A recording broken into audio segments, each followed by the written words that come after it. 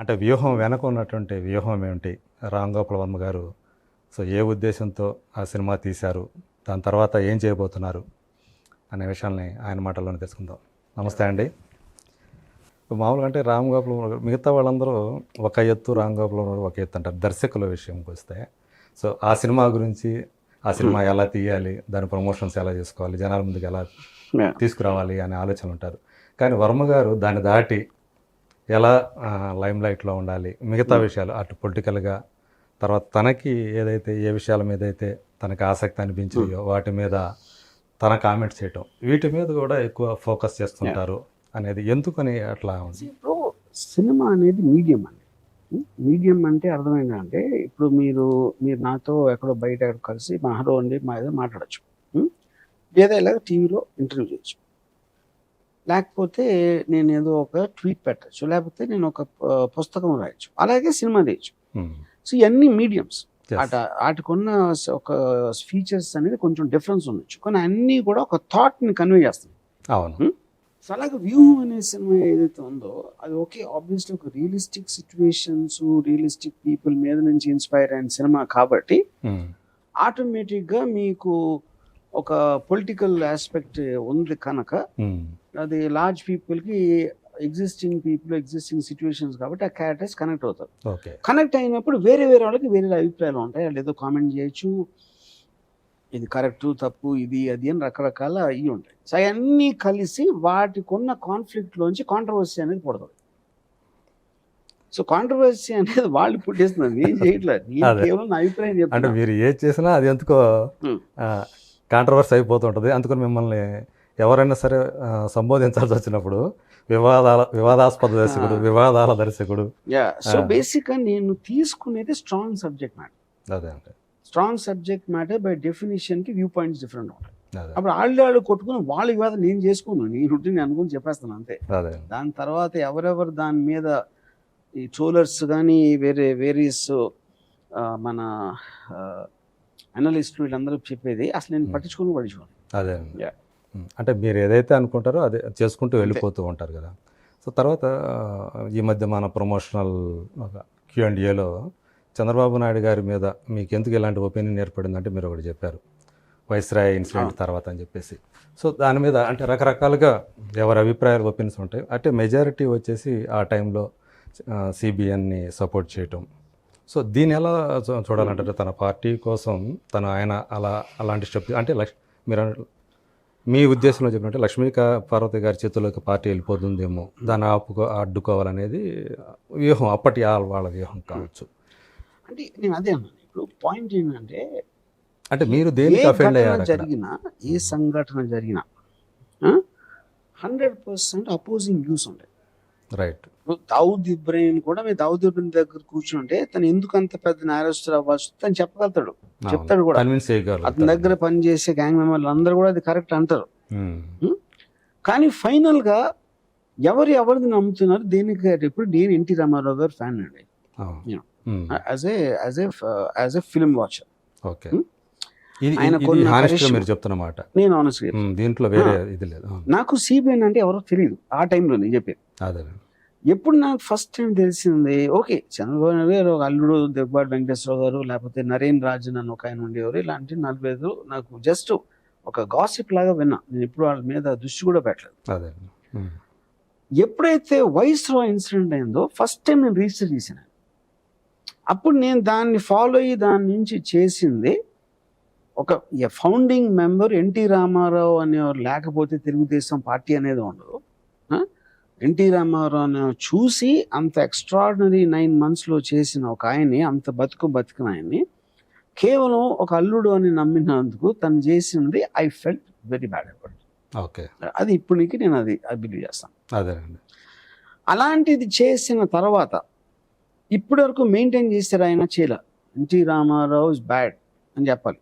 అంటే నాకు ఇక్కడ ఒక ఫండమెంటల్ ఇష్యూ ఏంటంటే లక్ష్మీపార్వతి గారి చేతిలోకి వెళ్ళిపోయారు, ఆవిడ ఇన్ఫ్లుయెన్స్ చేస్తున్నారు అంటే ఎన్టీ రామారావు గారు అంత ఎదవా ఏంటి అది చెప్పండి.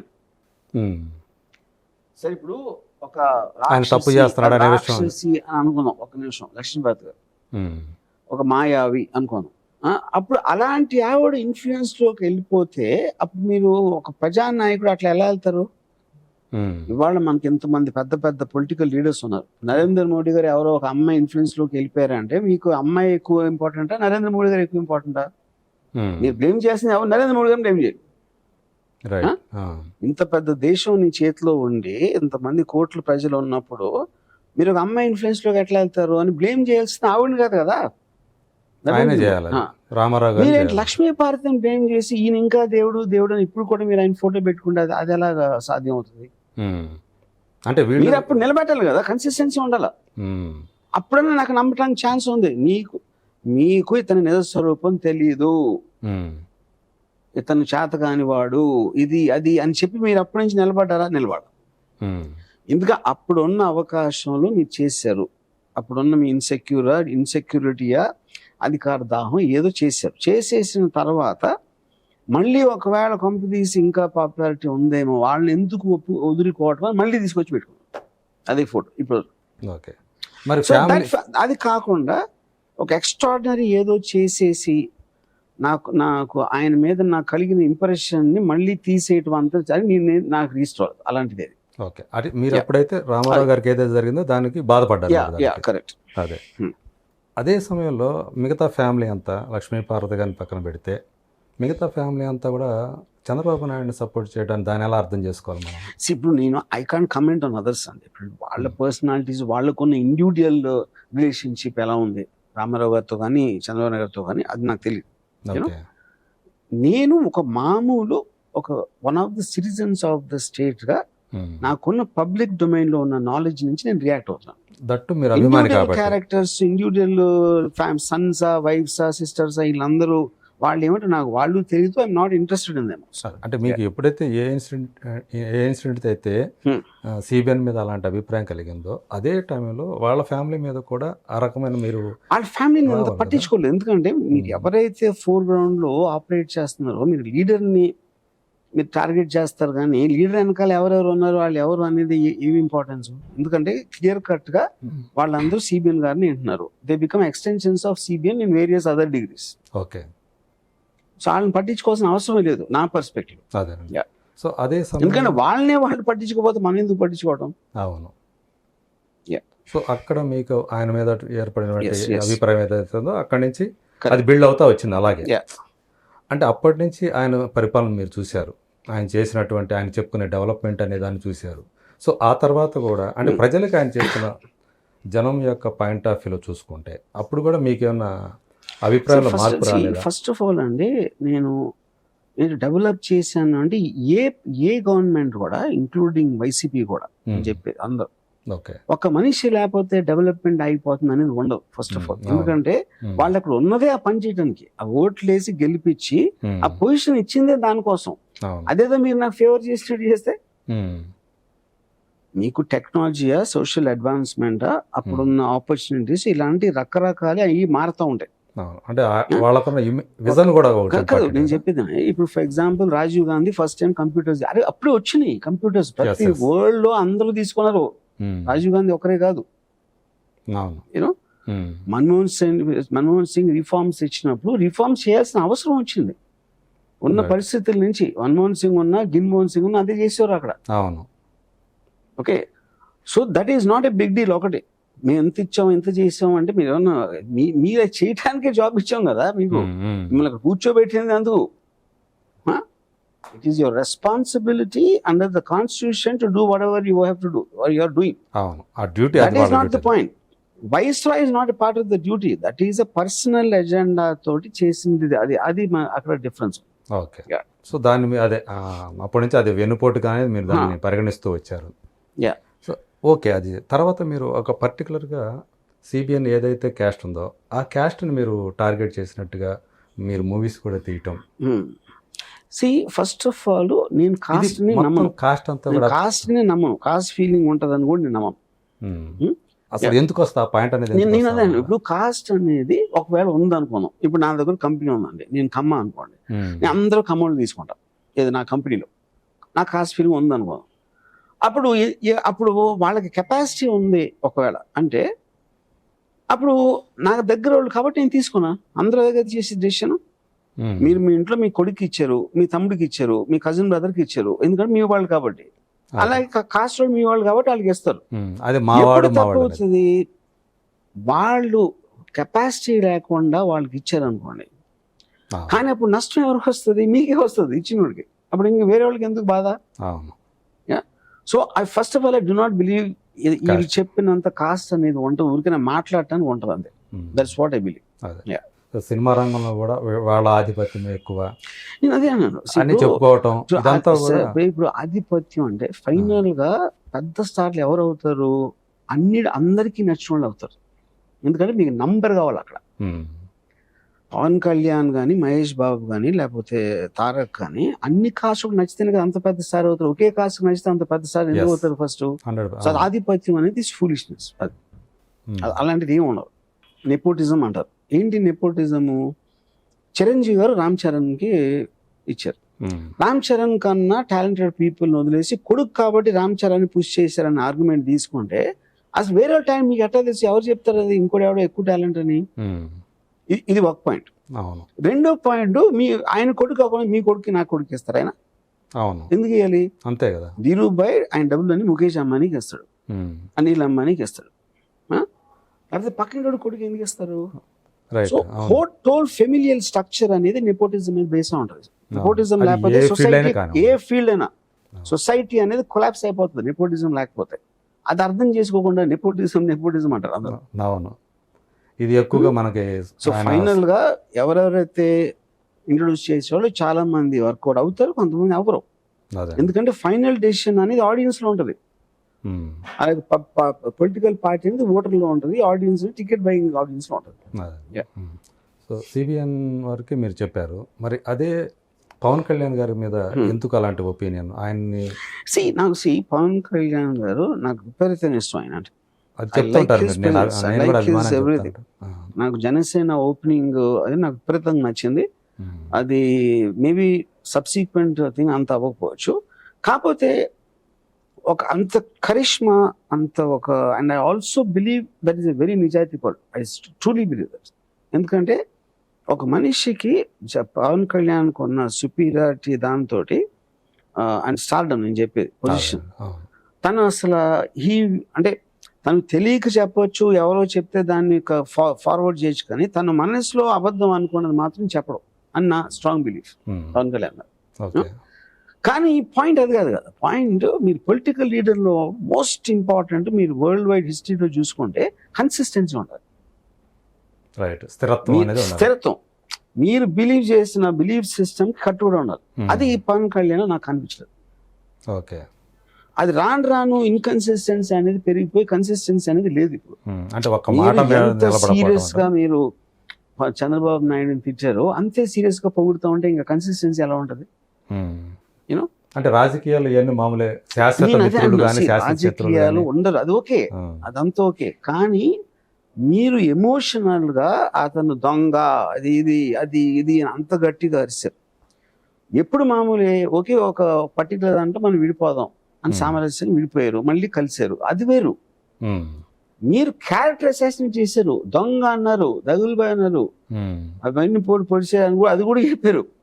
అవును, ఎమోషనల్ ఆస్పెక్ట్ లో బ్లేమ్ చేయటానికి ఒక కేవలం ఒక కొన్ని టర్మ్స్ లేకపోతే పాలసీ డిసిషన్స్ లో మీకు ఇది ఉండటానికి తేడా ఉంటది కదా. ఫైనల్ గా మీకు ఒక పర్సనాలిటీ ఎప్పుడవుతారు? కన్సిస్టెన్సీ. తను చెప్పిన దాని మీద నిలబడతాడు అనే ఒక బిలీవబిలిటీ, క్రెడిబిలిటీ అనేది రావాలి. అది I believe he lost that. Okay, so వాళ్ళిద్దరు ఇప్పుడు కలిసిన తర్వాత ఆంధ్రప్రదేశ్ రాజకీయాల్లో మార్పు వస్తుంది, ఏదైనా పెద్ద మార్పు వస్తుంది అని చెప్తున్న వాళ్ళకి, నమ్ముతున్న వాళ్ళకి దాన్ని ఎలా తీసుకుంటారు? అంటే మీ ఉద్దేశం జనసేన తెలుగుదేశం కలిసిన తర్వాత ఇప్పుడు మీరు వ్యూహంలో అది కూడా భాగమే కదా, ఆ పాయింట్ కూడా ఒక భాగమే కదా. సో మీ ఓన్గా మీరు చూసుకున్నప్పుడు మీ పరిశీలనలో టీడీపీ పరిస్థితి ఎలా ఉంటుందని మీరు అనుకుంటున్నారు? I think it will be very bad. ఈ లోకేష్ పవన్ కళ్యాణ్తో కంపేర్ చేస్తే, పవన్ కళ్యాణ్ స్టార్డమ్ ముందు లోకేష్ నిలబెడితే అది బాహుబలికి 5D సినిమాకి మధ్యలో ఉంటుంది. ఫైట్. అది ఒక పాయింట్. ఓకే. రెండోది పవన్ కళ్యాణ్ ఇన్కన్సిస్టెన్సీ అని పక్కన పెడితే the force of his personality is much more stronger. Okay. అది. సో ఇప్పుడు నాకు అంటే ఇలాంటి డీటెయిల్స్ తన దగ్గర డబ్బు ఉందా, క్యాండిడేట్ ఉందా, అయినా నాకు ఆ డీటెయిల్స్ తెలియదు. I don't want to know also. Only my comment on his personal charisma is far bigger than CBN and entire TDP put together. Okay. And I believe he has political గా కూడా అంటారు. పొలిటికల్ గా నేను చెప్పేది నా బిలీఫ్ అది. Okay. ఎందుకంటే Karishma basic eventual ఇప్పుడు ఒక పాయింట్ మన జనసేన ఓడిపోయింది, కానీ ద పాయింట్ ఈజ్ ఇవాళ కళ్యాణ్ జగన్ గారి మీద నెగిటివ్ ఉంది అని నమ్ముతున్నాడు కదా, అందుకనే అంత మాట్లాడుతున్నాడు కదా. ప్రజల్లో ఉందని, ప్రజల్లో ఉందని తను ఎంత నమ్మకపోతే తను అలా మాట్లాడతాడు. It is not about his personal thing because he saying that for the public. ఇప్పుడు ఉదాహరణకి నాకు మీకు తెలుసు అనుకోండి, మీకు ఒక పర్టికులర్ పర్సన్కి మీరు కొంచెం క్లోజ్ అనుకున్నాం, నేను మీతో అతని గురించి బ్యాడ్ ఎప్పుడు మాట్లాడతాను, మీకు కూడా అంతో కొంత బ్యాడ్ ఫీలింగ్ ఉందా బట్టే మాట్లాడతాను, లేకపోతే మాట్లాడను కదా. అప్పుడు నా వాయిస్ దాన్ని బట్టి మారుతుంది. అవును. ఇప్పుడు మీకు కూడా కొంచెం ఉంది అంటే మీరు అనుకున్నంత ఇది కాదండి అంటాను. ఎప్పుడైతే మీకు కూడా అంతే ఉందనుకున్నప్పుడు చాలా గట్టిగా అరుస్తాను నేను. That is what's happening there as far as Pawan Kalyan is concern. Keeping that aside, I believe he has a far bigger chance of winning if he comes solo. అది నా బిలీఫ్ అది. ఓకే. సో ఇప్పుడు వాళ్ళిద్దరి యొక్క కలిసి పోటీ చేస్తున్నందువల్ల పొత్తుల వల్ల అది పెద్ద పార్టీ కదా, టీడీపీ అనేది పెద్ద పార్టీ. డైల్యూట్ అయిపోతుంది. అంటే నా ఫీలింగ్ ఏంటంటే Pawan Kalyan doesn't need anybody support అనేది నా బిలీఫ్. ఇది బారింగ్ దట్ క్యాండిడేట్లు ఉన్నారా, డబ్బులు ఉన్నాయా, ఆ డీటెయిల్స్ నాకు తెలియదు. Only on his personal charisma నేను చెప్పేది అదే. సో దానికి కొనసాగింపు నేను అడుగుతుంది ఏంటంటే, ఇప్పుడు వాళ్ళ పొత్తు వల్ల రేపు పోటీ చేయాల్సి వస్తే టీడీపీకి ఎక్కువ సీట్లు ఉంటాయి, జనసేన రాజీ పడి తక్కువ సీట్లకే పరిమితం కావాల్సి వస్తుంది. సో దీనివల్ల అంటే పవన్ కళ్యాణ్ తాను స్వయంగా ఏదైతే మీరు కరిష్మా అని చెప్తున్నారో, జనాల్లో తనకున్నటువంటి కరిష్మాకి తగ్గట్టుగా తన బలాన్ని పెంచుకోకుండా తన చేతులారా తనే తగ్గించేసుకుంటున్నాడు. ఇది నేను బిలీవ్ చేస్తున్నా. ఐ బిలీవ్ దిస్ పొలిటికల్గా. ఓకే. సో అదే సమయంలో జగన్ సంగతి చూసుకుందాం. ఇప్పుడు సో ముందు ఎవరు ఊహించిన విధంగా ఆయన అన్ని సీట్లు గెలుపొందటం, టీడీపీ 23 సీట్లకే పరిమితం అవటం అనేది ఎవ్వరూ కూడా ఊహించండి. ఈవెన్ జగన్ కూడా నమ్మలేకపోయారు జనం అంత విజయాన్ని కట్టబెట్టడం అనేది. సో ఈ 5 years ఈ పీరియడ్లో మీరు ఆయన పరిపాలన చూశారు. సో మీకు ఈ వ్యూహంలో ఇది మాత్రం నాకు అసలు తెలియదండి. దానికి కారణం ఏంటంటే నేను అసలు పాలిటిక్స్ నేను ఫాలో అవును. చంద్రబాబు నాయుడు గారు ఏం చేశారు, ఆయన హైదరాబాద్ కట్టారా, సెల్ ఫోన్ ఆయనే తెచ్చారా, నిజంగా నేను అవి ఫాలో అవ్వలేదు. యూనో, సో జనరల్ పబ్లిక్ పరిపాలన అనేది ఎలా పర్సీవ్ చేస్తారు, వాళ్ళకి ఏదన్నా పథకాలు వచ్చినాయా, లేకపోతే వాళ్ళ కనీస అవసరాలు వస్తున్నాయా లేదా అనేది ఎవరెవరు ఇండియాలో ఫాలో అవుతుందో నాకు తెలియదు. అబ్సల్యూట్గా. So I have no clue. నాకు వైసీపీ పార్టీ గురించి కానీ వైసీపీ పరిపాలన గురించి కానీ నాకు తెలియదు. అంటే వైఎస్ జగన్ చేసిన పనులు కూడా నాకు ఎందుకంటే నేను ఎక్స్పర్ట్ కాదు దాంట్లో, ఏం చేయాలి. ఫర్ ఎగ్జాంపుల్ సంక్షేమ పథకాలు ఉంటాయి, లేకపోతే అభివృద్ధి. అది ఇప్పుడు మీకు ఒక జాబ్ ఇచ్చిన తర్వాత మీకున్న రిసోర్సెస్లో ఏది మీరు ఇంపార్టెంట్, అన్నీ చేసేసి అన్నిటికీ డబ్బులు ఉంటే అందరూ చేస్తారు కదా, ఎవరైనా ఎందుకు చేయకుండా ఉంటారు. How you are bifurcating depends upon your own perception of what the problem is. దాంట్లో నాకు లేదు, నేను అదేమే దాన్ని స్టడీ చేసి ఏది కరెక్ట్ ఏది కాదని విశ్లేషించి చెప్పగలిగే నాలెడ్జ్ నా దగ్గర లేదు. But I trust him as a person. అప్పుడు నాకు నమ్మకం ఉన్న ఒక మనిషి చేసినప్పుడు అది కరెక్ట్ ఏమో అనుకుంటా. I will give that long rope. ఎందుకంటే నేను అదే బిజినెస్లో ఉన్నాను అనుకోండి, అప్పుడు నాకు ఎక్కువ తెలుస్తుంది కాబట్టి I might have an opinion on that. తప్ప ఒప్ప అని అది నాకు లేదు. అంటే పొలిటికల్గా ఆయన మీద ఎలాంటి ఒపీనియన్ లేకుండా వ్యూహం అనేది పొలిటికల్ డిఫరెంట్ అండి. అది నేను అదే చెప్తున్నా. పొలిటికల్ అనేది మీరు 2 aspects ఉన్నాయి. పార్టీని నడపటం అదేంటి అనేది, గవర్నమెంట్గా మీరు ప్రజలకు ఏం చేస్తున్నారు అనేది 2. అవును. నాకు పార్టీ గురించి తెలియదు, గవర్నమెంట్ గురించి కూడా తెలియదు. ఓకే. వ్యక్తులుగా మాత్రం తెలుసు, ఇప్పుడు వ్యక్తులుగా. సినిమా ఇప్పుడు నేను సినిమా డైరెక్టర్, మీరు డైరెక్టర్ కాదు. మీరు కలిసినప్పుడు మీరు ఏదో ఒపీనియన్ ఉంటుంది కదా నా మీద. ఖచ్చితంగా ఉంటుంది ప్రతి. నా అవును. సినిమా కొన్ని మీకు నచ్చచ్చు, కొన్ని నచ్చకపోవచ్చు, లేకపోతే ఇది అనుకోవచ్చు, అది అనుకోవచ్చు, అది నా వర్క్. అది అవును. On a personal level it is different, professionally what I'm doing is different. అది అది నేను చెప్పేది. ఓకే. సో మళ్ళీ దానికి శపథం అని తీయాలనే ఆలోచన ఎందుకు మళ్ళీ అది వచ్చింది ఫస్ట్ మీకు? నుంచి ఉంది. ఎందుకంటే ఫస్ట్ నుంచి మేము ఆలోచించింది వ్యూహం అనేది వైఎస్ఆర్ గారు పోయినప్పటి నుంచి till the end of ceremony, మన ముఖ్యమంత్రి అయ్యే వరకు, అక్కడి నుంచి జగన్ ముఖ్యమంత్రి అయ్యే వరకు వ్యూహం. కరెక్ట్. దాని ముఖ్యమంత్రి అయినప్పటి నుంచి ఇప్పటి వరకు ఏమేమి జరుగుతున్నాయి అన్నది చెప్పదు. ఓకే. సో కాబట్టి ఇప్పుడు ఇది కూడా సిబిఎన్ ప్రస్తుత వ్యవహారం కూడా మీరు సినిమా రిలీజ్ చేసే టైంకి ఎంతవరకు వస్తే అంతవరకు ఎంతవరకు ఉంటుంది. అంటే ఎప్పటికప్పుడు మారుతూ ఉంటుంది స్క్రిప్ట్ Yeah. అనుకోవాలి కదా, అంతే కదా. మారదే ఉండదు. అంటే సెకండ్ పార్ట్ నేను న్యూస్ ఫాలో అవుతున్నా, న్యూస్ లోంచి తీస్తున్నా cinema second part. Okay. So అంటే మీరు అప్పుడు ఆ న్యూస్లోంచి కథ మీరు అల్లుకుంటున్నప్పుడు దానిలో ఆ సజీవత్వం అనేది ఉంటుందా? అది కూడా ఒక. ఇప్పుడు న్యూస్ అనేది రిపోర్ట్ చేస్తుంది, అవును. సినిమా అనేది బిహైండ్ ద సీన్స్ క్యాప్చర్ చేస్తుంది. అది తేడా. బిహైండ్ ద సీన్స్ కూడా మీరు చెప్పొచ్చు న్యూస్ లో, కానీ మీరు క్యారెక్టర్స్ మాట్లాడుతూ ఉంటే ఇంటరాక్ట్ అవుతుంది చూస్తే దాని ఎఫెక్ట్ కంప్లీట్లీ డిఫరెంట్ ఉంటుంది.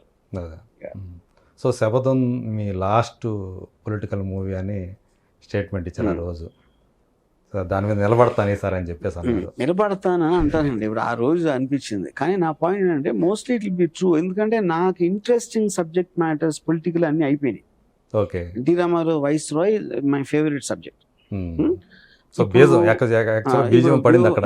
కరెక్ట్. వ్యూ అనేది కూడా నాకు వైఎస్ఆర్ గారు పోయినప్పటి నుంచి ఉంది ఐడియా ఒక సినిమా చేయాలని. ఓకే. కానీ వైఎస్ఆర్ అంటే కూడా మీకు బాగా అభిమానం?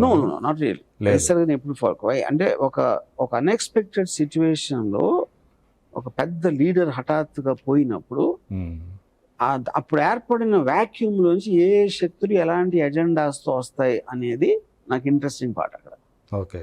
సో రామ్ గోపాల్ వర్మ గారి దగ్గర నుంచి ఒక మంచి ఫ్యామిలీ సబ్జెక్ట్, అంటే ఎటు పొలిటికల్ సినిమాలు తర్వాత తీస్తారో లేదో తెలియదు, ఫస్ట్ స్ట్రైకింగ్ పాయింట్స్ వస్తాయో లేదో తెలియదు. ఫస్ట్ ఆఫ్ ఆల్ నాకు ఫ్యామిలీ సినిమా అంటే ఏంటో తెలియదు ఇంతవరకు. నేను ఎన్నిసార్లు చెప్తారు కానీ, ఎందుకంటే ఫ్యామిలీలో ఉన్నోళ్ళే విలన్స్ ఉంటారు. ఫ్యామిలీలో ఉన్నోళ్ళే ఒసామా బిన్ లాదెన్ కూడా ఫ్యామిలీ ఉంది.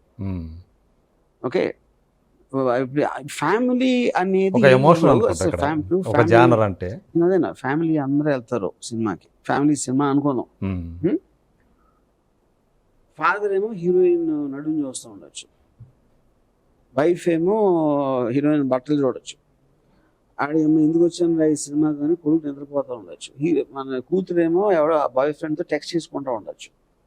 ఉట్టే లోపలికి వచ్చినప్పుడు బయటకు వెళ్ళేప్పుడు ఫ్యామిలీ ఉండరు, కానీ వాళ్ళందరూ ఇండివిజువల్ మెంబర్స్. లివింగ్ రూమ్ లో టీవీ చూస్తారు కానీ బెడ్రూమ్ లో ఏం చూస్తారో ఎవరికి తెలియదు కదా. అప్పుడు ఫ్యామిలీ అనేది అవుట్డేటెడ్ సిస్టమ్. అది ఓకే. మీ దృష్టిలో ఫ్యామిలీ లేదు, అవుట్డేటెడ్ సిస్టమ్. ఫ్యామిలీ అంటే మ్యాక్సిమం మీకు ఏముంటుంది అంటే, మీరు వేరే వాళ్ళు ఎవరు కేర్ చేయరు కాబట్టి మీరు రోడ్డు మీదకి వచ్చాక ఇంటికి వెళ్ళినప్పుడు మీకు పిల్లలు నా అని వచ్చి మమ్మల్ని కౌలించుకొని నా భార్య అని చెప్పి మీ ఏదో పెద్ద ప్రాపర్టీ లాగా ఫీల్ అవుతారు ఫ్యామిలీ. అదొక్క సైకలాజికల్ ఆస్పెక్ట్ తప్పిస్తే family is an outdated system. అది సో ఒక్కసారి మనం ఫ్యామిలీస్ మీరు అన్నట్టు లేని సమాజాన్ని ఒక్కసారి ఊహించుకుంటే I think it is coming, it's already started. ఇప్పుడు మీరు డివోర్స్ రేట్ ఎంత ఎక్స్ట్రాడినరీ హై అయిపోయింది. ఇటలీలో ద రేట్ ఆఫ్ బర్త్ పడిపోతాను, యూరోప్ అన్నింటిలో అంతలో, యూరోప్ లో. ఓకే. అండ్ మనం ఇండియా చూసుకుంటే చైనా దాటిపోయాం జనాభా. అదే ఓకే, కానీ the point is the institution of marriage అనేది డిక్లైన్ లో ఉంది. ఓకే. సో అప్పుడు ఒకవేళ మీరు అన్నట్టు ఆ డిక్లైన్ లో ఉంటే రేపు పాపులేషన్ పరిస్థితి ఎలా ఉంటుంది? అది కూడా డిక్లైన్ అవుతుంది 100%. Elon Musk already said the biggest worry is population decline. ఎందుకు పిల్లల్ని కనాలి అనుకోకపోవడం డిక్లైన్. అది it is not about relationship మీకు లివ్ ఇన్ ఉండొచ్చు, క్యాజువల్ గా ఉండొచ్చు, మ్యారేజ్ ఉండొచ్చు. పిల్లలు వద్దు అనుకున్నప్పుడు that is the decline of population. Is not about population. ఆ స్టేట్ వస్తుందంటారా? వచ్చేస్తుంది, ఆల్రెడీ స్టార్ట్ అయింది. ఇప్పుడు ఇదివరకు అయితే ఇద్దరు ముగ్గురు అనుకునేవాడు, ఇప్పుడు సింగిల్ చైల్డ్ చాలనుకుంటున్నారు. సో రేపు పొద్దున అది కూడా చాలు, మన లైఫ్ మనం చూసుకుంటాం, మన పని మనం చూసుకుందాం. మళ్ళీ పిల్లలు ఎందుకు పోయిన తర్వాత ప్రపంచం ఉంటే లేకపోతే నాకేంటి. అది మనకు తెలియదు కదా. నాకు ముందు ఏమేదో తెలీదు. నేను పుట్టినప్పటి నుంచి నేను చచ్చే వరకు నాకు అది that is the only slice of world I want. అదే. సో మీకున్న ఈ ఐడియాలజీకి మీరు అసలు ఈ సినిమా అనే మాధ్యమాన్ని ఎంచుకోవటమే మీకు ఎప్పుడు అనిపించలేదా, నేను ఎందుకు ఈ సినిమాల్లోకి వచ్చాను అసలు ఈ ఐడియాలజీకి? నేను సినిమాలోకి వచ్చింది ఏంటంటే, సినిమా ఇదేంటి, it is amalgamation of the arts. అది ఒక మ్యూజిక్ అవ్వచ్చు, బ్యూటీ అవ్వచ్చు, విజువల్ ఆస్పెక్ట్ అవ్వచ్చు, లేకపోతే డైలాగ్, ఇలాంటి రకరకాల ఫైన్ ఆర్ట్స్ ఏదైతే ఉన్నాయో అవన్నిటి అమాల్గమేషన్ అనేది సినిమా. ఓకే. నేను కాలేజ్లో ఉన్నప్పుడు నేను చాలా షై స్టూడెంట్. నేను అమ్మాయిలను చూడటానికి నేను భయపడేవాడిని కొంచెం. సో అప్పుడు భయస్తుడు మీరు. అప్పుడు నుంచి ఇప్పుడు అందమైన అమ్మాయిలు నా కెమెరా ముందు తనివి తీరా చూసుకోవడానికి వచ్చింది మెయిన్గా నేను సినిమాలో. అయ్యో, అవునా? అంతేగాని మంచి మెసేజ్ ఉన్న సినిమా తీసి ఆహ్లాదం కలిగించాలి, ఫ్యామిలీ ఆడియన్స్ మెప్పించాలనే ఉద్దేశంతో రాలేదు నేను సినిమా. సో అందాన్ని క్యాప్చర్ చేయడం అది one of the main things. మగోళ్ళ బలం, అమ్మాయిల అందం, ఈ రెండు తప్పిస్తే మిగతా అన్ని టైం పాస్ అని నా ఫీల్. ఓకే. అందులో ఫ్యామిలీ సినిమాలు కూడా వస్తాయి. ఓకే. అంటే మీరు ఫస్ట్ శివ సినిమా తీసినప్పటి నుంచి ఈ యాంగిల్ ఉంది మీ మైండ్లో. అయితే నాగార్జున, శివ, సర్కారు లాంటి క్యారెక్టర్స్ క్రియేట్ చేయటం, శ్రీదేవి, ఊర్మిళ లాంటి అందమైన అమ్మాయిలు చూపించడం, ఇది ఒకటే, ఈ రెండు, ఇదే పర్పస్కి వచ్చాను. ఓకే. సో మీరు సినిమా ఇండస్ట్రీకి వచ్చిన తర్వాత మీరు అంత బాగా అందాలని క్యాప్చర్ చేశాను అనుకున్నటువంటి యాక్టర్స్ ఎవరు, ఫీమేల్ యాక్టర్స్? అలా నేను చెప్పలేను. అంటే మీరు ఆల్రెడీ డిపెండ్స్ ఆన్ ఇద్దరు పేర్లు అయితే నాకు తెలుసు, ఒకరు శ్రీదేవి, ఒకరు ఊర్మిళ. వీళ్ళు కాకుండా అది పర్సెప్షన్ కదా. నేను ఎవరిని కాస్ట్ చేసినా నా రీజన్ అదే ఉంటుంది. కొంతమంది ఎక్కువ నచ్చుతారు, కొంతమంది తక్కువ నచ్చుతారు, అంతే. ఓకే. సో వాళ్ళిద్దరులాగా మీరు తర్వాత మీరు ఎవరితో సినిమాలు తీశారో, ఎవరినైతే పరిచయాలు చేశారో, వాళ్ళు అంతగా పేరు తెచ్చుకోలేదు, దీనికి ఏమన్నా ఎందుకంటే? అది చెప్తున్నా. అది నాకు ఫస్ట్ ఆఫ్ ఆల్ చాలా సార్లు నేను చెప్పింది ఏంటంటే, శివ ఎందుకు హిట్, ఇప్పుడు నా ఫ్లాప్ సినిమా గురించి అడిగితే నాకు శివ ఎందుకు హిట్ అని తెలియదు ఎంతవరకు. నేను చాలాసార్లు చెప్పాను, కానీ ఎన్నిసార్లు చెప్పినా ఎవరికి అర్థం కాదు. సింపుల్ ప్రూఫ్ ఏంటి, మీకు హిట్ ఎలాగో తీయాలో తెలిస్తే ఫ్లాప్ ఎందుకు తెస్తారు మీరు? సింపుల్ పాయింట్ అది. రైట్. అప్పుడు శివ ఎందుకు హిట్ అయింది అనేది మెయిన్ క్వశ్చన్. ఏదో సినిమా ఫ్లాప్ ఎందుకు అయింది అనేది మీ క్వశ్చనే కాదు. అవును. కానీ మరి అదే Ram Gopal Varma Shiva 30 years 25 years celebrate చేసుకోవడం, 30 years సెలబ్రేట్ చేసుకోవడం, బేసిక్గా అందరూ ఏదో అడిగారు సరదాగా చేద్దాం అని, అంతగానే ఉండేది. నేను అసలు సినిమా ఫైనల్ మిక్సింగ్ అయ్యాక దాని గురించి పట్టించుకుని అసలు. ఓకే. సో మీరు ఇష్టపడే హీరోలు కొంతమంది పేర్లు చెప్తారు మీరు, వాళ్ళకి ఇప్పుడు దాకా వాళ్ళ యొక్క క్యాలిబర్కి తగ్గట్టు మంచి మంచి క్యారెక్టర్స్ పడిని అని అనుకుంటున్నారా మీరు? లైక్ మహేష్ బాబు గురించి, తారక్ గురించి కూడా చాలా మాట్లాడేవాడు వాళ్ళ సినిమాలు వచ్చినప్పుడు. సో ఈ బిగ్గర్ దాన్ దట్ స్టార్ అన్నట్టుగా. క్వశ్చన్ ఏంటి? ఇప్పుడు ఎవరైతే మీరు బాగా యాక్ట్ చేస్తారు వీళ్ళని చెప్పిన వాళ్ళు ఎవరైతే ఉన్నారో, మహేష్ బాబు కానివ్వండి, తారక్ కానివ్వండి, తారక్ టెంపర్ వచ్చినప్పుడు కానివ్వండి, అట్లాగే మహేష్ సినిమా పోకిరి ఆ సినిమా వచ్చిన టైంలో మీరు చాలా బాగా గొప్పగా మాట్లాడారు వాళ్ళ గురించి. సో ఇప్పుడు వాళ్ళ స్టార్డమ్ కూడా మీరు అన్నట్టు ఎన్హాన్స్ చేసేటటువంటి ఆ సినిమాలు అవి వస్తాయి అనుకుంటున్నారా, లేకపోతే దీనివల్ల ఈ ఓటీటీ ఫస్ట్ ఆఫ్ ఆల్ అది చాలా పెద్ద మిస్కన్సెప్షన్. ఓటీటీ ఇప్పుడు బాహుబలి ఓటీటీలో చూసినా, థియేటర్లో చూసినా, ఫోన్లో చూసినా అదే ఎఫెక్ట్ ఉంటుంది. ఓకే. చూసేవాడు ఎలా చూడాలనుకుంటున్నాడు పాయింట్ అది. ఓకే. ఒకడు చూసేవాడు నాకు ఎక్స్ట్రాడనరీ పెద్ద స్క్రీన్ మంచి సౌండ్లో చూడడం ఒకడు కోరుకోవచ్చు. అలాంటిది నా కంటెంట్ ఇష్టం అన్నప్పుడు ఒకడు ఎవరో చిన్న టీవీలో చూసుకోవచ్చు. ఓకే. ఇంకోటి ఓటీటీ XYZ. ఎక్కడ చేసినా తారకే కదా ఉండేది ఫైనల్గా, ఎక్కడ చేసినా మహేష్ బాబు కదా ఉండేది, అది మారదు కదా. అవును. So I don't understand the question. అంటే ఓటీటీ ప్రాబ్లం పెరిగినప్పుడు, థియేట్రికల్ ఎక్స్పీరియన్స్ తగ్గిపోయినప్పుడు. థియేటర్ ఎక్స్పీరియన్స్ తగ్గట్లేదండి, పంచుకుంటుంది, అది నేను చెప్పేది. ఓకే. సో ఈ స్టార్స్ అనేవాళ్ళు ఉంటారా? అది సార్ మీకు డాబా ఉంది, ఒక రోడ్ మీద బడ్డీ కొట్టు దగ్గర ఇడ్లీ తిన్నారు, అదే ఇడ్లీ మీరు 5 star హోటల్లో తిన్నారు, లేకపోతే అదే ఇడ్లీ ఇంకోటి ఏదో హోటల్లో తిన్నారు, ఇంట్లో తిన్నారు, ఎక్కడికి వెళ్ళినా ఇడ్లీయే కదా అది. దాని చుట్టూ ఉన్న ఎక్స్పీరియన్స్ బట్టి మీ కాస్టింగ్ పెరుగుతుంది. ఓకే. అదొక్కటే డిఫరెన్స్ ఉండేది. సో సినిమా కూడా మీరు ఐమాక్స్లో చూసారా లేకపోతే పైరసీలో మీ ఫోన్లో చూసారా అనేది డిఫరెన్స్. రైట్. అదైతే మారదు కదా, కంటెంట్ అయితే మారదు కదా. కంటెంట్ అవును అవును. అప్పుడు దాంట్లో మీరు ఎన్ని అవెన్యూస్లో మీ దగ్గరికి ఎంత డబ్బు వస్తుంది అనేది ఒకటే మీరు చూస్తారు, అంతేగాని థియేటర్లో తక్కువ, ఓటీటీలో ఎక్కువ పాయింట్ కాదు. అదే. Yeah. సో ఓవరాల్గా ఇండియన్ సినిమా చూసుకుంటే అంటే ప్రపంచాన్ని, ఇది కూడా ఒకప్పుడు ఓన్లీ హాలీవుడ్ అంటే చాలా గొప్పగా చెప్పుకునేవాళ్ళు. ఈరోజు ఇండియన్ సినిమా కూడా ప్రపంచమంతా విస్తరిస్తూ ఉంటే, సో ఈ ఎవల్యూషన్ ఆఫ్ ఇది ఇండియన్ సినిమా అని అనుకోవచ్చా ఇది? సరే, ఇప్పుడు ప్రపంచం విస్తరించడం అంటే మన వాళ్ళు అక్కడ ఉన్నారు కాబట్టి తెలుగు చూసేదాళ్ళే కదా, ఇండియన్స్ వాట్ ఎవర్. సో ఎవెన్చువల్గా మనకేంటంటే మనం Telugu industry, but Telugu industry కాదు, రాజమౌళి చేస్తున్నాడు అది. ఓకే. ఎవరో కాంతారా డైరెక్టర్, ఎవరో వాళ్ళు, అంటే అప్పుడు మనం ఓన్ చేసేసి మన తమిళ ఇండస్ట్రీ బాంబేలో బాతీసింది అంటే తమిళ్లో 150 సినిమాలు తీస్తారు, తెలుగులో 150 అన్ని వెళ్తున్నాయి. ఎక్కడికి వెళ్తున్నాయి అన్ని? సో ఇప్పుడు రాజమౌళి ఒక గుజరాతీ అనుకోండి, అది గుజరాతీలో తీసాడు సినిమా.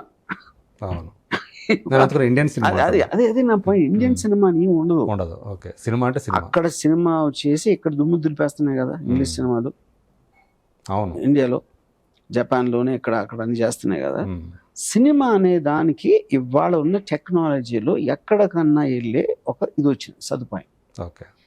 దాని తర్వాత ఆ సినిమా కంటెంట్ బట్టి అక్కడ డిస్ట్రిబ్యూటర్లు ఇక్కడ ఆడుతుంది, అలాంటివి తీసుకుంటారు. Same thing like a product. మీరు ప్రోడక్ట్ చేసినప్పుడు గబుక్కున్నది వేరే దేశంలో కూడా అమ్ముతారు, ఆ దేశంలో మనం ఇక్కడ కొనుక్కుంటాం. So film is a commercial product. అందుగురించి ఏ భాషలో ఏది ఎక్కడ ఆడుతో ఎవరికి తెలియదు. సో మీరు చేసి ఎన్ని అవెన్యూస్ పాసిబుల్ ఉంటే దాంట్లో పెట్టేయాలి అంతే. దాని తర్వాత ఎక్కడ ఎవరు చూస్తారు ఏంటి అనేది ఎవరికి తెలియడానికి అవకాశం లేదు. Thank you sir. ఒక లాస్ట్ పాలిటిక్స్కి సంబంధించింది. సో ఏపీలో మీ ఉద్దేశంలో ఎవరు రాబోతున్నారు?